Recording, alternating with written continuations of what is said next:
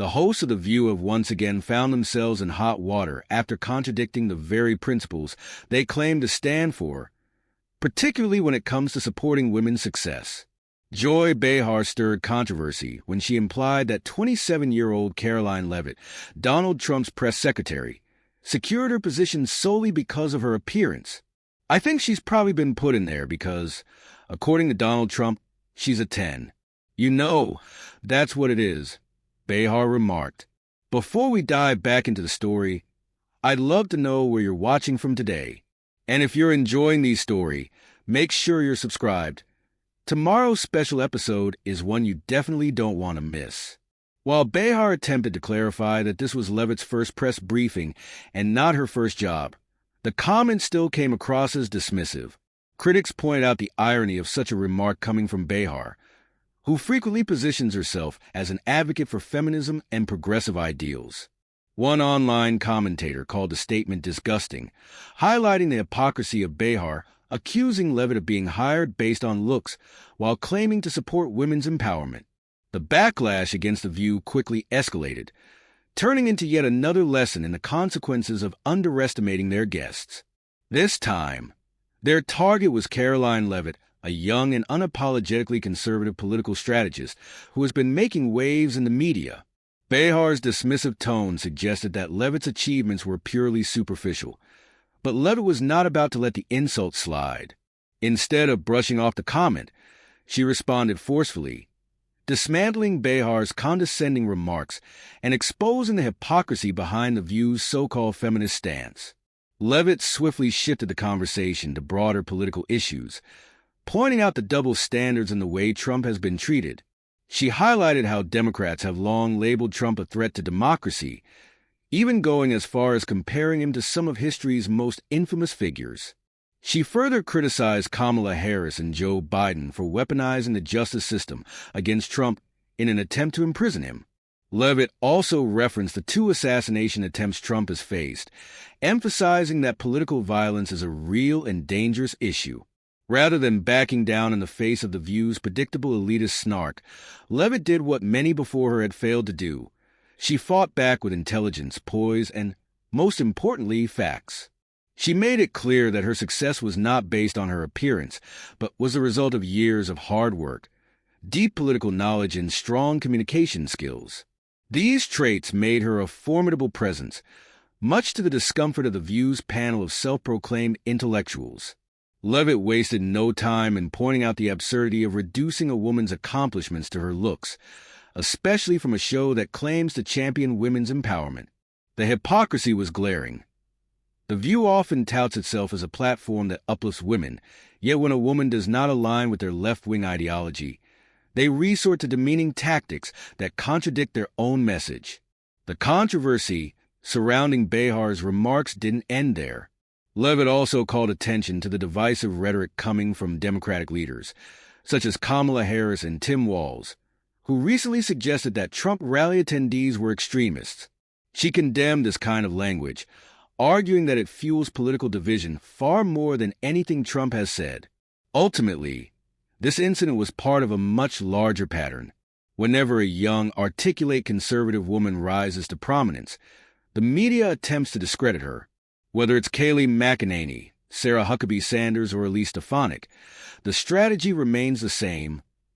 Portray them as unqualified, unserious, or nothing more than eye candy.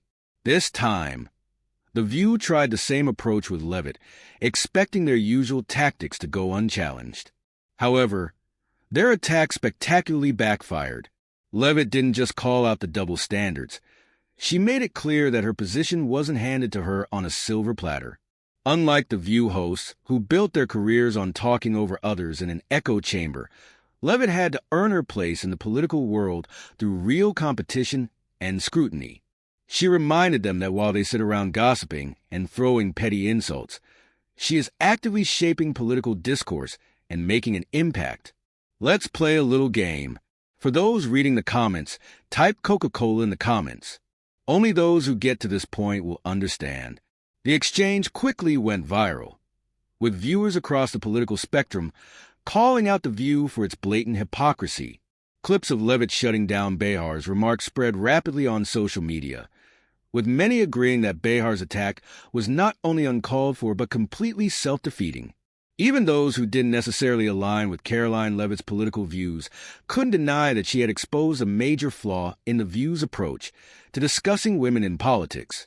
The show often portrays itself as a champion of strong, independent women, but only if they fit within the network's rigid ideological boundaries.